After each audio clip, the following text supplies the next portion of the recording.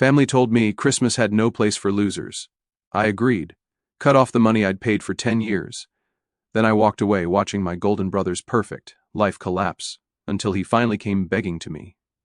My name is Baylor, and for 32 years I've been the family ATM. Not the favorite son, not the success story they brag about at dinner parties, just the reliable one who pays the bills when everyone else comes up short. My younger brother Trevor has always been the golden child, the one with the charm and the big dreams, while I've been the one working double shifts to make sure his dreams don't turn into nightmares. It all started when we were kids. Trevor was the athlete, the popular one, the kid who could talk his way out of trouble with a smile and a joke. I was the quiet one who got good grades, worked part-time jobs in high school, and somehow always ended up covering for Trevor's mistakes. When he crashed Dad's car at 17, I gave him my summer job savings to help with a deductible. When he needed money for college applications, I worked extra shifts at the grocery store. It became a pattern that followed us into adulthood. After college, Trevor married his high school sweetheart, Jessica, and they had 2 kids, Emma and Jake. Beautiful kids, smart as whips, and I loved them like they were my own.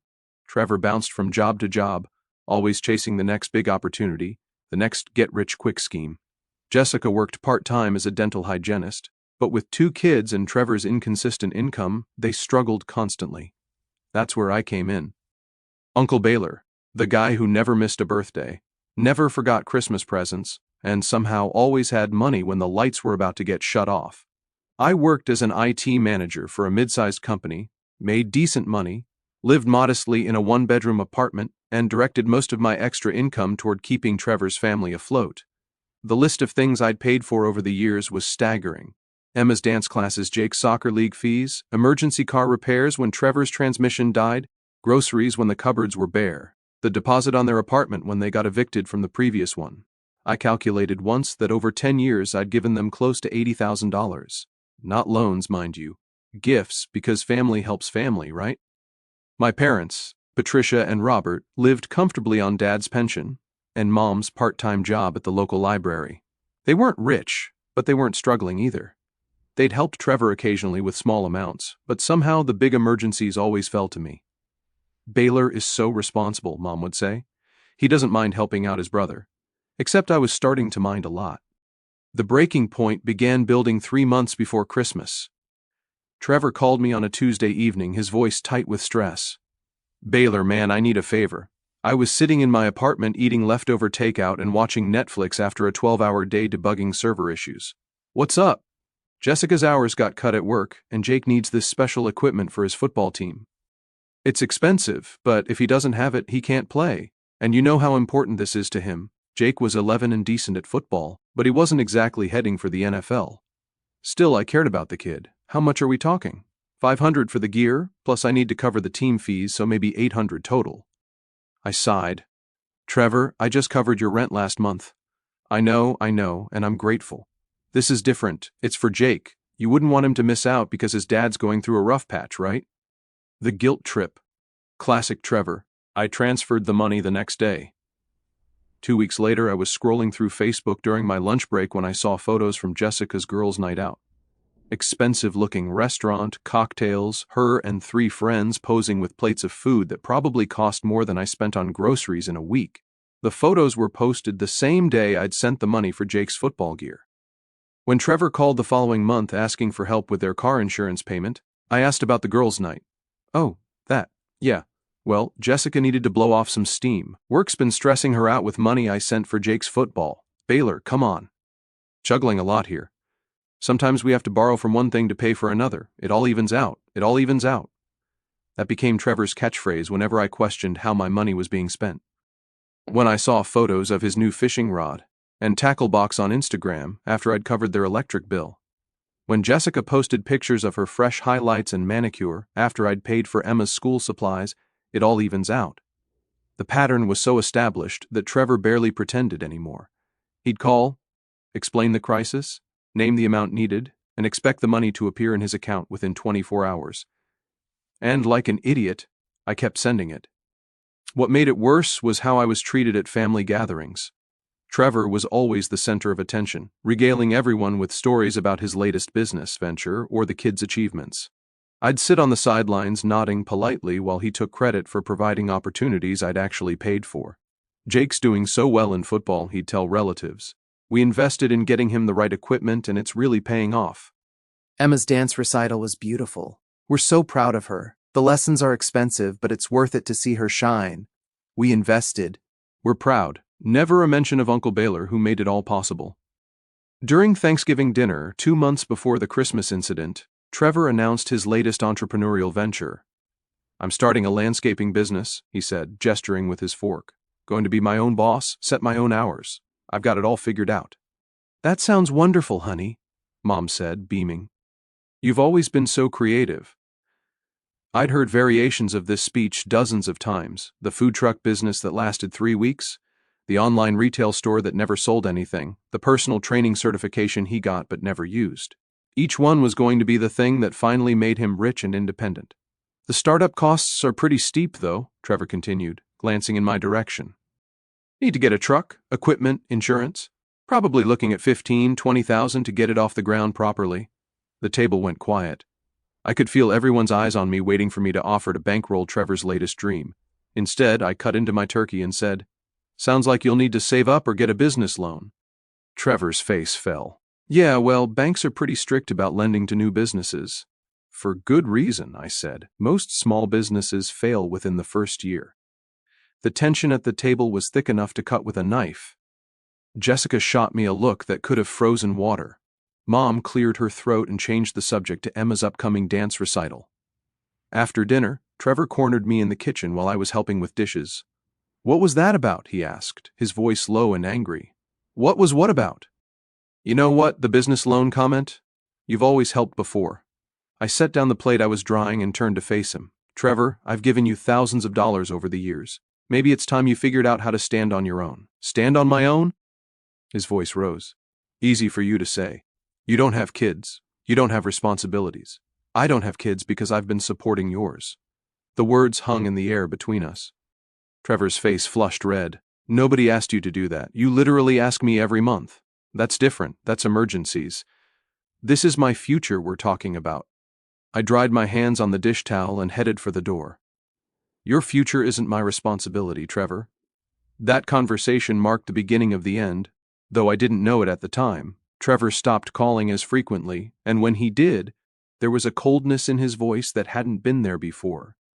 Jessica unfriended me on Facebook. The kids still hugged me when they saw me, but there was an awkwardness that hadn't existed before. 3 weeks before Christmas, I got a call from Mom.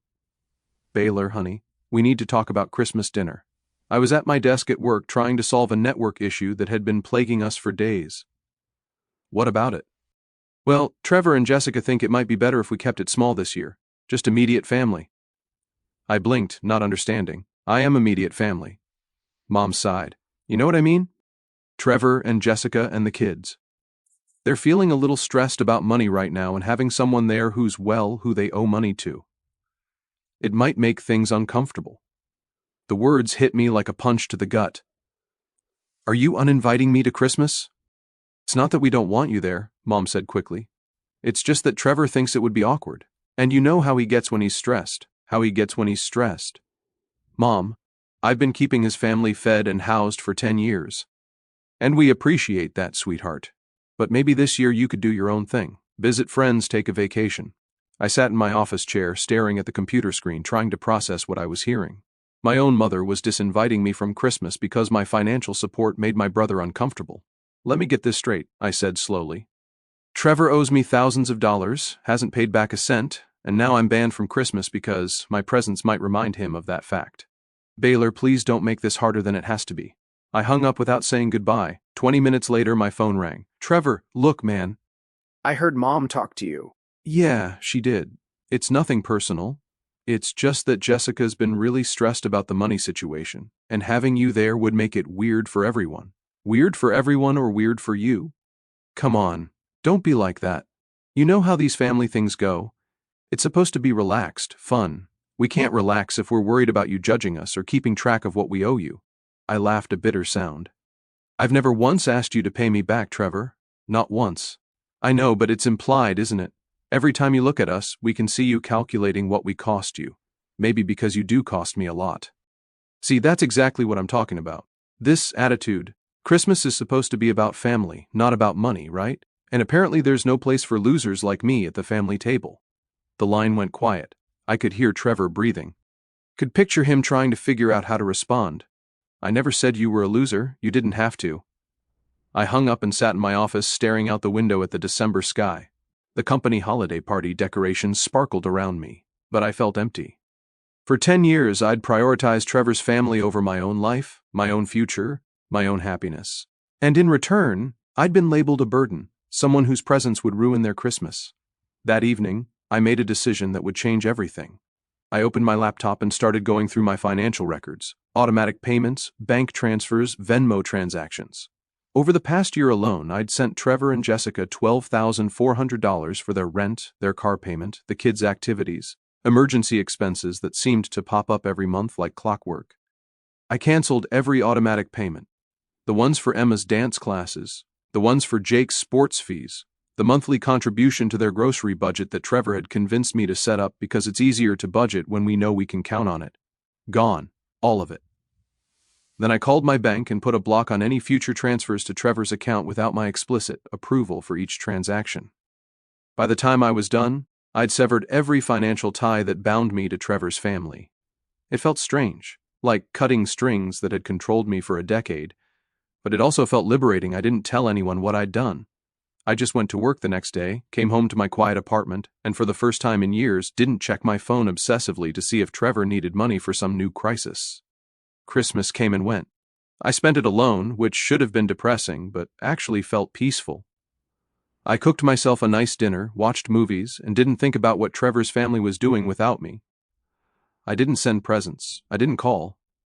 I simply let Christmas happen without me. The first crack in Trevor's perfect little family Christmas came on December 28th. Jessica called me. "Baylor, it's Jessica." I was surprised to hear from her. We hadn't spoken directly in months. "Hi, Jessica. Listen, I know things have been weird lately, but we have a problem. Emma's dance studio is threatening to drop her from classes if we don't pay the balance by January 2nd. I know you usually handle that, but the payment didn't go through this month."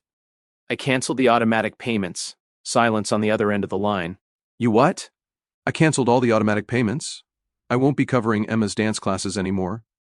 "But Baylor, she's been in this program for 3 years. She's finally getting good parts in the recital. You can't just I can." And I did. Trevor made it clear that there's no place for losers like me in your family. So, I'm not part of your family anymore, which means your family expenses aren't my problem. "Baylor, that's not Trevor didn't mean it like that." "Oh, how did he mean it, Jessica?" She stumbled over her words, trying to find a way to explain away what couldn't be explained away. "He was just stressed." You know how he gets. I know exactly how he gets, and I know exactly what he meant. "Emma's dance classes are your responsibility now. We can't afford them without your help. Then I guess Emma will have to find a more affordable hobby." I hung up, feeling bad for Emma, but resolved to stick to my decision. 5 minutes later, Trevor called. "What the hell, Baylor?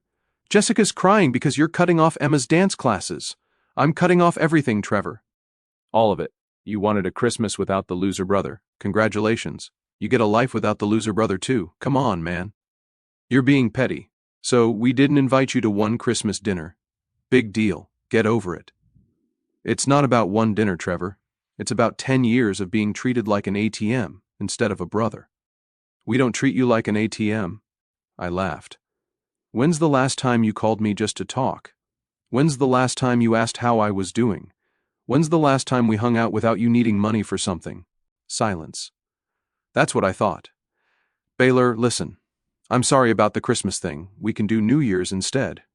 Big family dinner just like always with me paying for the groceries." "Well, if you want to contribute, no, Trevor. I'm done contributing to anything. Your rent, your car payment, your kids' activities, your wife's girls' nights. Done. You can't be serious. Dead serious. Figure it out yourself." The next few weeks were blissfully quiet. No emergency calls about past due bills. No last-minute requests for grocery money. No guilt trips about letting down the kids. For the first time in a decade, my bank account grew instead of shrank every month.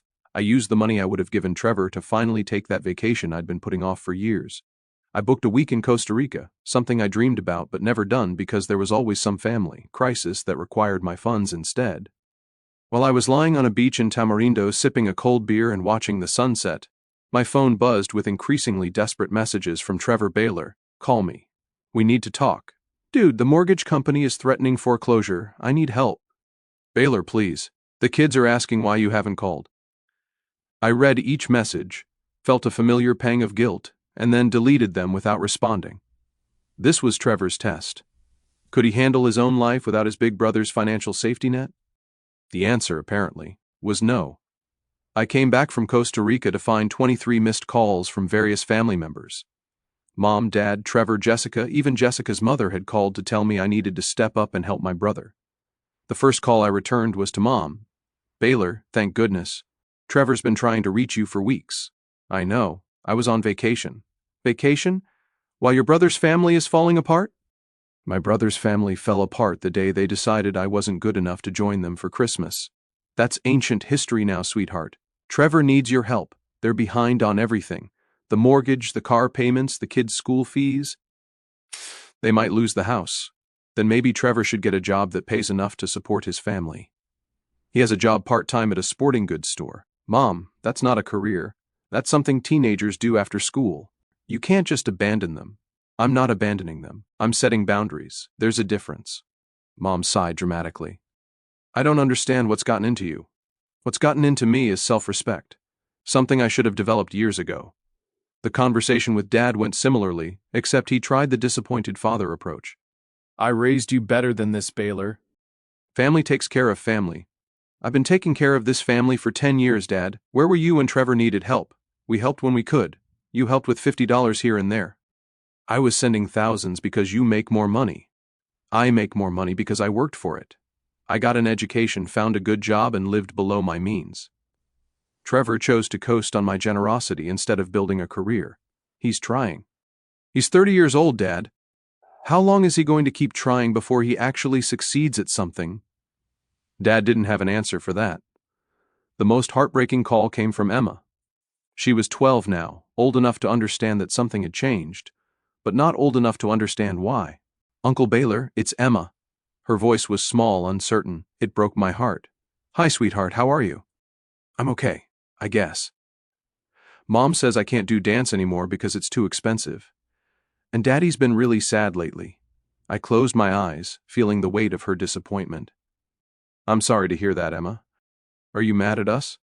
The innocent question hit me like a truck. I'm not mad at you, Emma, not at all. Then why don't you come over anymore? Jake misses you too. We used to play video games all the time. It's complicated, sweetheart. It's a grown-up problem between me and your dad. Can't you just say sorry to each other and make up? If only it were that simple. Maybe someday, Emma. After I hung up with Emma, I sat in my apartment questioning whether I was doing the right thing. These kids didn't ask to be born into a family where their father couldn't provide for them. They didn't deserve to suffer because of the conflict between Trevor and me. But I also knew that if I caved now, nothing would change. Trevor would learn that he could treat me however he wanted, and I'd still be there to bail him out. The pattern would continue, indefinitely. I had to stay strong. February brought a new wave of desperation from Trevor. He'd lost the part-time job at the sporting goods store for showing up late too often. Jessica was working extra shifts at the dental office, but it wasn't enough to cover their expenses without my monthly contributions. Trevor started showing up at my apartment building, waiting for me in the parking lot when I got home from work. Baylor, we need to talk. I saw him before he saw me and considered turning around and driving away, but that would just delay the inevitable conversation. What do you want, Trevor? I want my brother back. He looked terrible. He'd lost weight, his clothes were wrinkled, and there were dark circles under his eyes. For a moment, I felt sorry for him. I'm right here. No, you're not. You're angry and bitter. And you're taking it out on Jessica and the kids. I'm not taking anything out on anyone. I'm just not paying your bills anymore. Baylor, we're going to lose everything. The house, the cars, everything. Is that what you want? What I want is for you to take responsibility for your own life. I am taking responsibility. I'm looking for a better job. I'm trying to get the landscaping business off the ground. With what money? You couldn't afford to start the business when you had my financial support. How are you going to do it now? Trevor ran his hands through his hair, a gesture I remembered from childhood when he was frustrated. I need help, Baylor. Just temporary, just until I get back on my feet.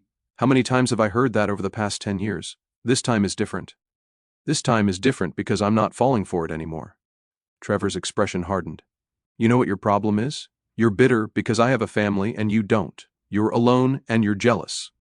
So, you're trying to destroy what I've built. His words stung because there was a grain of truth in them. I was alone. I didn't have a wife or kids, but I'd made those sacrifices to support his family. You know why I don't have a family, Trevor? 'Cause every time I saved money to buy a house, or take a woman on a nice vacation, or do anything to improve my own life, you had an emergency that required my savings. I put my life on hold for 10 years to support yours. Nobody asked you to do that. You asked me to do that every month, every crisis, every time you called crying about being broke. I never cried. You're crying now. Trevor wiped his eyes angrily. This isn't crying. This is frustration. This is consequences. Trevor, for the first time in your life, you're experiencing actual consequences for your choices. My choices? What about your choice to abandon your niece and nephew? The guilt trip. I'd been waiting for it. I didn't abandon Emma and Jake. I stopped enabling their father. They don't understand the difference. Then, explain it to them. Tell them that Uncle Baylor isn't their personal ATM anymore. Trevor stood there for a moment, breathing heavily. Then he said the thing I knew was coming. If you don't help us, we're going to lose the house. Emma and Jake will have to change schools. Jessica might have to quit her job if we move too far away. You're going to destroy 2 innocent kids' lives because you're mad at me. I'm going to let you be responsible for your own family. Same thing. No, Trevor, it's not. He left after that, but I knew he'd be back. Foreclosure process takes months, and Trevor would spend every one of those months trying to guilt, manipulate, or convince me to save him one more time. March brought the divorce papers. Jessica filed for divorce and moved back in with her parents, taking Emma and Jake with her. The official reason was irreconcilable differences, but everyone in the family knew the real reason. Trevor couldn't provide for his family, and without my financial support, the whole house of cards had collapsed. Trevor called me sobbing this time for real. Are you happy now? My wife left me. She took my kids. I'm going to lose the house. Everything's falling apart. I felt genuinely sorry for him. But I also knew that this collapse had been inevitable. I'd just been postponing it with regular infusions of cash. I'm not happy about any of this, Trevor. Then help me fix it. I can't fix your marriage. I can't fix your relationship with your kids. I can't fix the fact that you're 30 years old with no real job skills or career prospects. You could help me keep the house. If I can show Jessica that I've got the mortgage covered, maybe she'll come back with money I give you. Just temporarily. No, Trevor. Jessica left because you can't support your family. If you get her back by using my money, what happens when I stop giving you money? She leaves again? I'll figure something out by then. You've been saying that for 10 years. After Trevor lost the house, he moved into a studio apartment across town. He got a job at a call center, something with regular hours and a steady, if modest, paycheck. It wasn't glamorous, but it was honest work. Jessica and the kids stayed with her parents. The divorce proceedings were messy and expensive, with both sides hiring lawyers they couldn't afford. Through all of this, I maintained my boundaries. No emergency loans, no temporary assistance, no bailouts of any kind. It was hard, especially when I thought about Emma and Jake dealing with their parents' divorce. But I knew that caving now would just restart the cycle. The turning point came in June. I was having dinner at a restaurant downtown when I saw Trevor at a corner table. He was with a woman I didn't recognize, someone pretty and well-dressed who was laughing at something he'd said. For a moment, I was angry. Here he was taking some woman out for an expensive dinner while claiming he was broke. But then I noticed something. Trevor looked different, healthier. He'd gained back the weight he'd lost. His clothes were clean and pressed, and there was something in his posture that I hadn't seen in years. Confidence. Our eyes met across the restaurant. He said something to the woman, then walked over to my table. Baylor! Trevor, can I sit down for a minute? I gestured to the empty chair across from me. He sat down and folded his hands on the table. I owe you an apology. I waited. Actually, I owe you a lot of apologies and probably some money, but we both know I can't pay that back right now. What's changed? Everything. Losing the house, losing Jessica and the kids, having to move into that crappy apartment and work at the call center. It was horrible. But it was also the best thing that ever happened to me. How so? Because for the first time in my adult life, I had to figure things out for myself. No safety net, no big brother to call when things got tough, just me and my problems. Trevor looked back at the woman at the corner table, who was patiently waiting for him to return. That's Sarah. She's an accountant. We met at work. She doesn't know about all the stuff with you and the money and everything. She thinks I'm just a normal guy who works at a call center and lives in a studio apartment. Isn't that what you are? Trevor smiled, the first genuine smile I'd seen from him in years. Yeah, it is. And you know what? It's not so bad. The work is steady, the pay is decent, and I'm not constantly stressed about money because I'm living within my means. What about Jessica and the kids? The divorce will be final next month. Jessica and I are doing better as co-parents than we ever did as spouses. The kids are adjusting. Emma's in a community center dance program that costs $20 a month instead of $200. Jake's playing in a community soccer league that's free. They're happy. Trevor reached into his pocket and pulled out his wallet. He counted out 4 $20 bills and placed them on the table. This is all I can afford right now, but I want to start paying you back. $80 a month until I've repaid everything I owe you. I looked at the money on the table. At $80 a month, it would take Trevor about 80 years to pay back what he owed me. Keep it, I said, pushing the bills back toward him. Take Sarah out for a nice dinner. Trevor's eyes filled with tears. Baylor, you don't owe me money, Trevor. You owe me an apology and respect. And maybe we could try being actual brothers instead of whatever dysfunctional relationship we had before. I'd like that. We shook hands across the table, and for the first time in months, I felt like I had my brother back. Family slowly began to heal over the following months. Mom and Dad, who had initially blamed me for Trevor's downfall, gradually came to understand that I'd done him a favor by forcing him to stand on his own feet. Trevor's transformation from entitled mooch to responsible adult was impossible to ignore. Christmas that year was different. We had dinner at Mom and Dad's house, all of us together. But this time, Trevor brought a bottle of wine and a homemade dessert. He didn't ask for money. He didn't hint about financial problems. He just enjoyed being with his family. Emma and Jake were there too, shuttling between their parents' houses in the new normal of joint custody. They seemed happier than I'd seen them in years, probably because their parents weren't constantly fighting about money. Uncle Baylor, Emma said as we were opening presents, thank you for the dance shoes. I'd bought her a pair of ballet slippers for her community center classes. They weren't expensive, but she acted like they were made of gold. You're welcome, sweetheart. Daddy says you helped him become a better person. Is that true? I looked at Trevor, who was helping Jake assemble a new Lego set. Your daddy helped himself become a better person. I just stopped making it so easy for him to avoid growing up. I don't understand. You will when you're older. As I drove home that night, I reflected on the past year. It had been hard, probably the hardest year of my adult life. There had been moments when I'd questioned whether I was doing the right thing, moments when I'd nearly caved and sent money to ease some crisis or another. But seeing Trevor now, genuinely happy and self-sufficient for the first time in his adult life, I knew I'd made the right choice. Sometimes the most loving thing you can do for someone is refuse to enable their weaknesses. My phone buzzed with a text from Trevor. Thanks for dinner tonight, and thanks for everything else. Love you, bro. I smiled and typed back. Love you too. See you next week for Jake's soccer game. It was a small thing, making plans to see each other that didn't involve money or emergencies. But after 10 years of being treated like an ATM, it felt revolutionary. I'd finally gotten my brother back. And more importantly, I'd gotten myself back. The best part about setting boundaries wasn't just that it forced Trevor to grow up, it was that it freed me to start living my own life.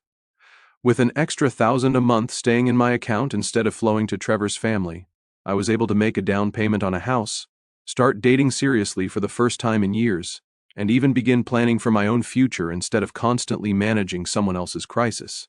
Sometimes being a good brother means saying no. It took me 32 years to learn that lesson.